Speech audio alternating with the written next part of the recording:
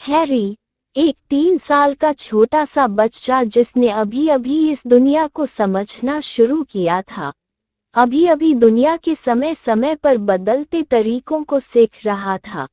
कभी कभी अपनी बैटन और होशियारी से लोगों को इतना मोहित कर एटा कि लगता ही नहीं वह 3 साल का बच्चा है।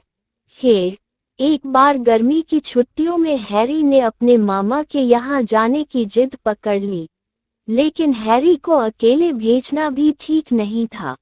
अब बच्चों की जिद के आगे किसकी चलने वाली। इसलिए हैरी के पापा मम्मी ने निश्चय किया कि हैरी और उसकी मम्मी कुछ दिनों के लिए हैरी के मामा के यहाँ रह आएंगे। हैरी की जिद भी पूरी हो जाएगी और हैरी की मम्मा को भी कुछ दिन अपने मायके में रहने का मौका मिल जाएगा।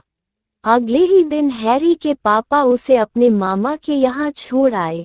1-2 दिन में ही हैरी ने अपनी नादानियों और शरारतों से अपने मामा के यहाँ सबका दिल जीत लिया।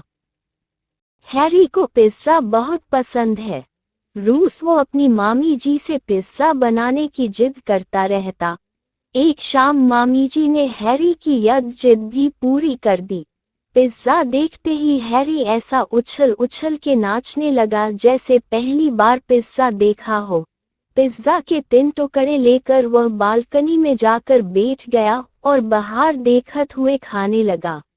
इसी बीच नीचे रहने वाले शर्मा जी का तीसरे माले पर रहने वाले मेहता जी के साथ पार्किंग को लेकर झगड़ा हो गया। बाहर से जोर जोर से बहस की आवाजें आने लगी। हालांकि दोनों लगभग 50 बरस के होंगे, लेकिन फिर भी जोर जोर से एक दूसरे को देख लेंगे की धमकियां देने लगे। हैरी कुछ देर तो बालकनी में बता उसको झगड़ते हुए देखता रहा, लेकिन कुछ देर बाद ही अचानक अपनी प्लेट लेकर नीचे पहुंच गया और बोला, बच्चों की तरह झगड़ा करते हो, अब झगड़ा बंद करो और मैं तुम्हारे लिए पिज्जा लाया हूँ, इसे खाकर दोस्ती कर लो। छोटे से बच्चे के मुंह से ऐसी बात सुनकर दोनों चुप हो गए। पास खड़े तमाशा देख रहे लोग भी हंस दिए।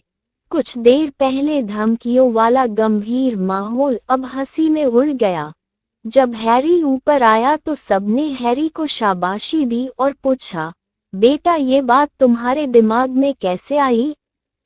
हैरी ने बड़ी ही मासूमियत से जवाब दिया, घर में जब भी मम्मी पापा का झगड़ा होता है तो खाना नहीं बनता, तब घर में पिज्जा आता है और दोनों की दोस्ती हो जाती है।